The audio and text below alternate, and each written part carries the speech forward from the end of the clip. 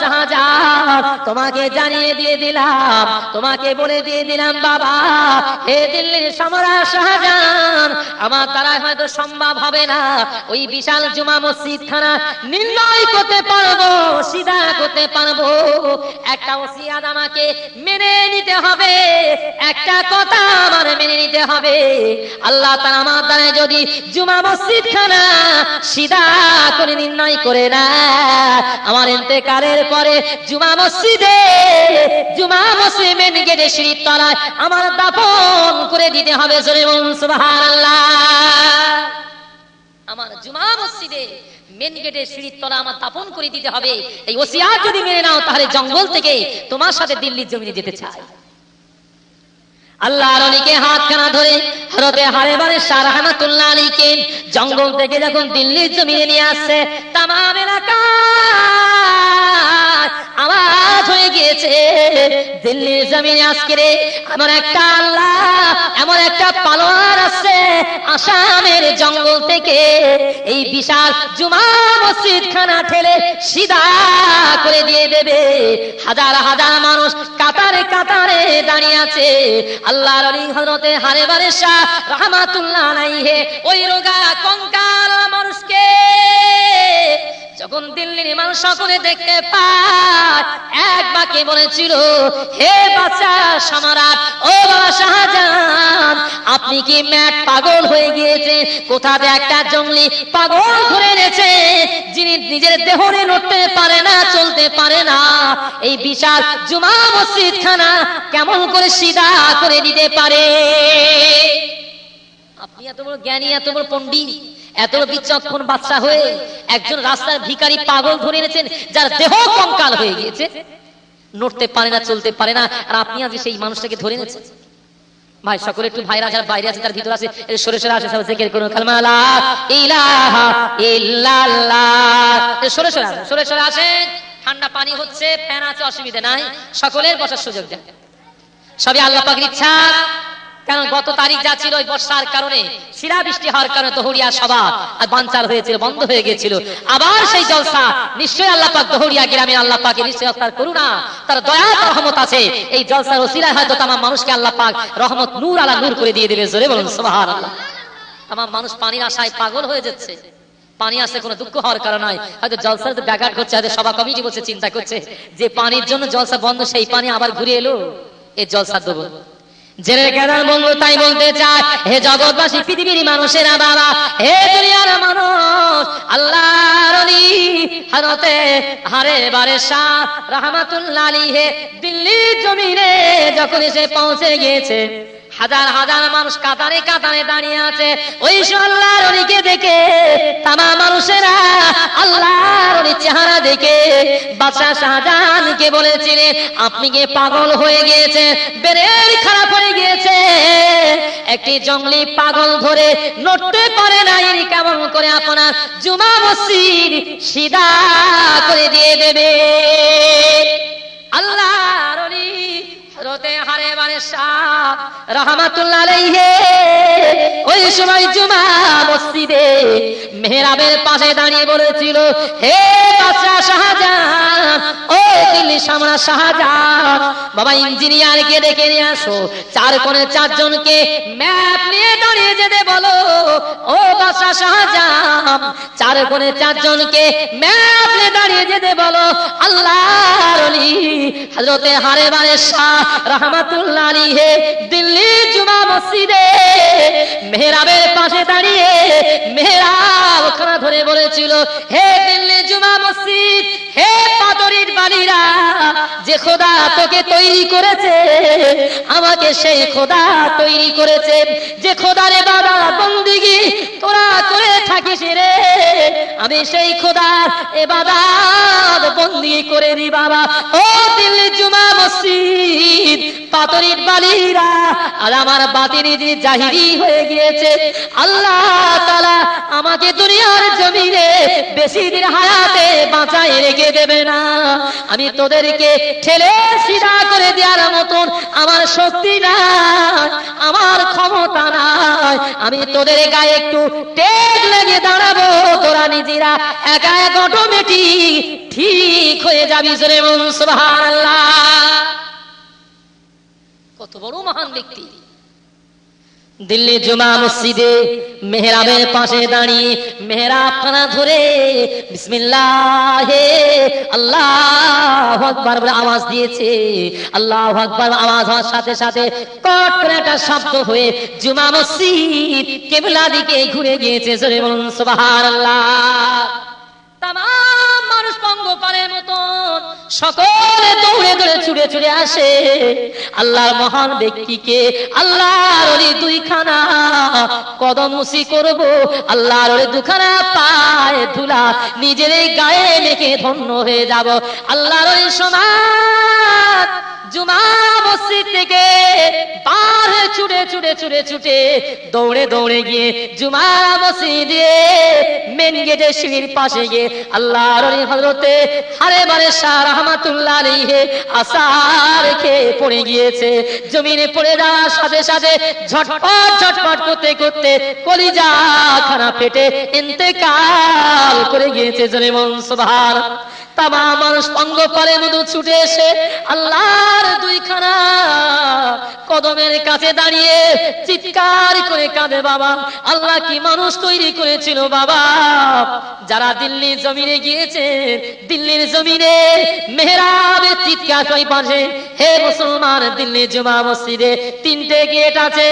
Main gate যাকে লাল কেল্লা দিকে চাঁদনি মার্কেটের দিকে যে গেটকে মেন গেট বলা হয়, ওই মেন গেটের সিঁড়ির পাশে চাঁদনি মার্কেট আছে।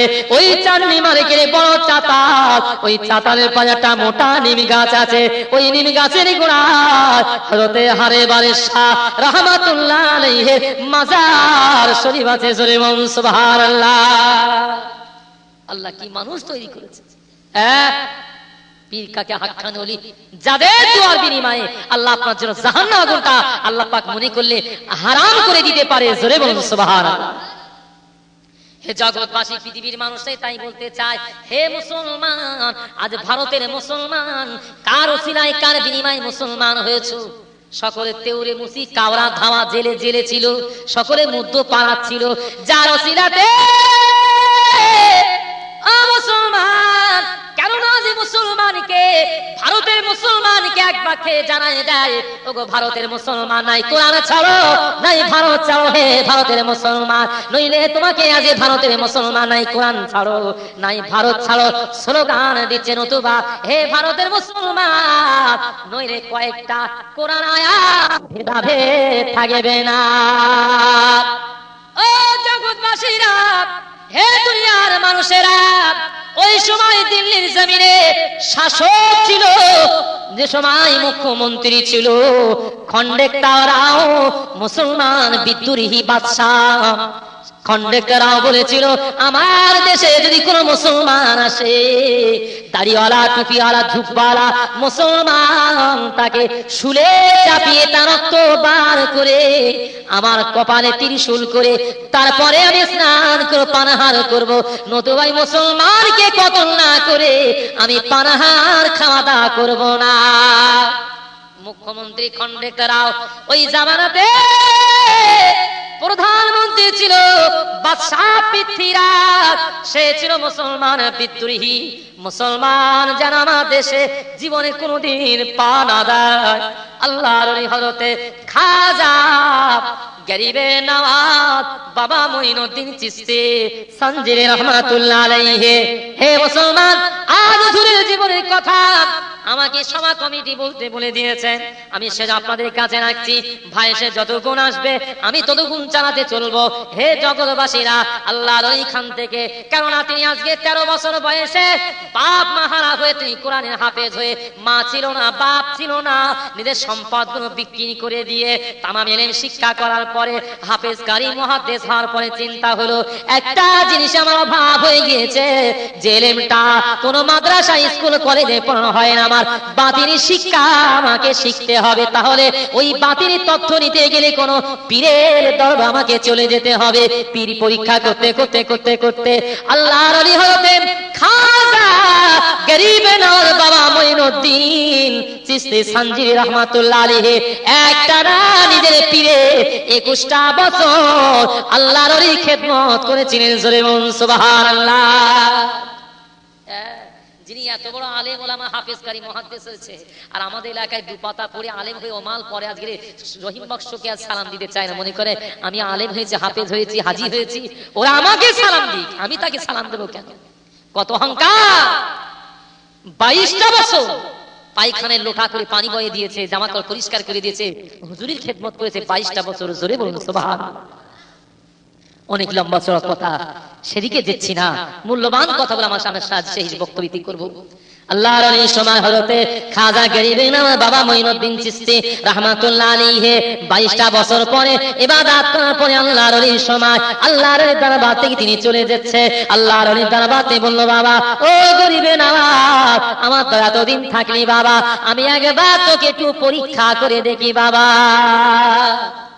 আমার দরবারে 22টা বছর থাকলি, শুধু পায়খানায় পানি উঠালি, জামা কাপড় পরিষ্কার করলি না, খাওয়া দাওয়া সেবা করলি, একটু পরীক্ষা করব।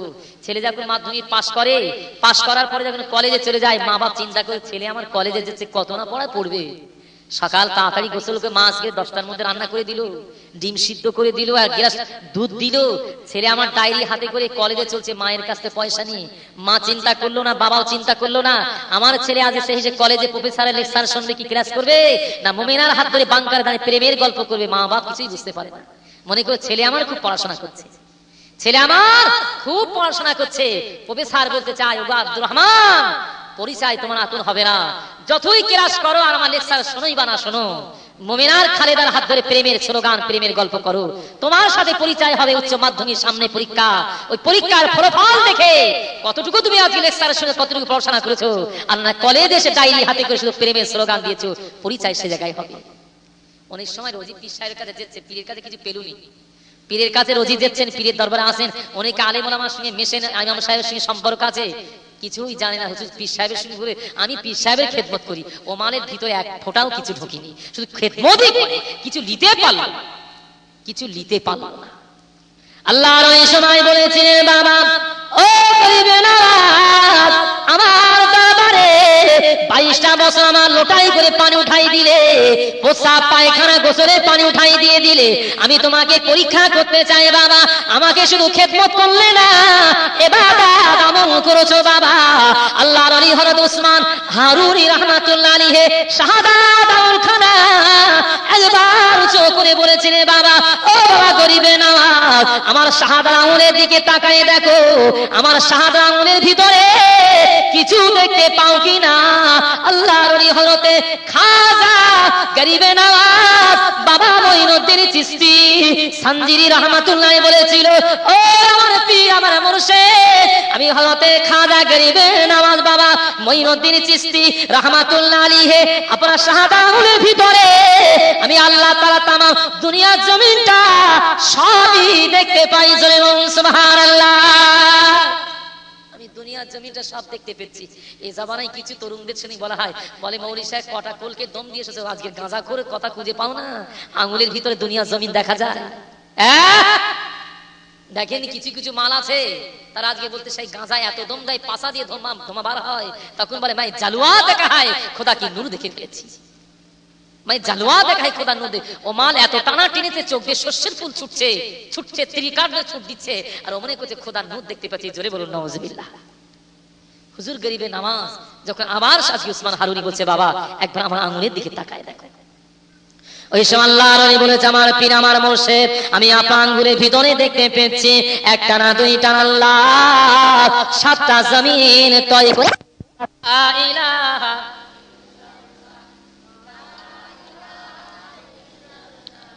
আমার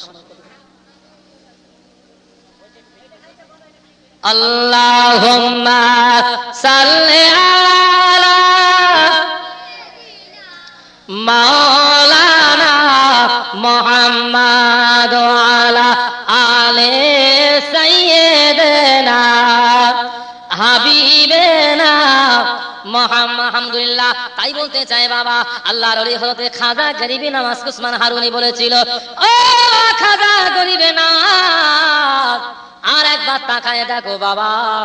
ওই সময় বলো হুজুর, ও আমার পীর, আমার মুর্শিদ, আমি দেখতে পাই আপনার শাহাদার আঙ্গুলের ভিতরে আল্লাহ পাকের 7টা আসমান তয় করে আল্লাহ পাকের আরশ আজিম আমি দেখতে পাই। জোরে বলুন সুবহানাল্লাহ। ওই সময় উসমান হারুনি বললেন, হে গরিবে নওয়াজ, আমি তোমাকে খেলাফতের খেলেগানি পরিধান করে দিলাম, আমার দরবারে আর তোমাকে পায়খানে লোটা বইতে হবে না, আমার গোসলের পানি উঠাই দিতে হবে না, আমাকে আর সেবা করতে হবে না বাবা, আমার দরবার থেকে চলে যা। হুজুরের গাঁটি গুটলি গুলো, পোটলা মা নাই, বাপ নাই, কেউ নাই বাবা, এতিম মানুষ, কাঙাল মানুষ, ওই সময় চলে যায়। চিন্তা হলো বাবা, জীবনে আল্লাহ ইবাদত বন্দি করলাম, সঞ্চয় করলাম, আমার পবিত্র খানায় কাবা আমার তপ করা হলো না। পটলাটা গাঁঠিটা মাথায় করে নে আল্লাহর ওলি হযরতে খাজা বাবা গরিবে নওয়াজ বাবা মঈনুদ্দিন চিশতি রাহমাতুল্লাহ আলাইহি ওই গাঁঠিটা খাঙ্গি করে নিয়ে খানায় কাবা তপ করতে এসেছে। জোরে বলুন সুবহানাল্লাহ। আল্লাহর ওই খানায় কাবার সম্মুখে গাঁঠিটা রেখে বলেছিল, বাইতুল্লাহ শরীফের গিলাফ ধরে, ও খোদার কাবা, ও খোদার কাবা, আমি গরিবে নওয়াজ হাজির, আমি গরিবে নওয়াজ হাজির, আমি গরিবে নওয়াজ হাজির। একদিনে 2 দিন একটানা কিতাবে লেখা আছে 6 মাস পর্যন্ত খানায় কাবা শরীফের পাশে বসে আল্লাহর ইবাদত করেছিলেন। জোরে বলুন সুবহানাল্লাহ। 6 মাস একটানা চলে যাচ্ছে, রাতের অন্ধকারে মুফেখারে মওজুদা তাজেদারে মদিনা দুলহায়ে মদিনা শাফিল মাজনবী রাহমাতাল লিল আলামিন জনাবে মুহাম্মদুর রাসূলুল্লাহ সাল্লাল্লাহু আলাইহি সালাম ওই সময় জানিয়ে দেয়, ও বাবা গরিবে নওয়াজ, তুমি মক্কার জমিনে খানায় কাবায় বসে থাকলে বাবা, আমি আল্লাহ নবী, আমার কথা কি তোমার মনে নাই? আমার কথা কি তোমার মনে নাই?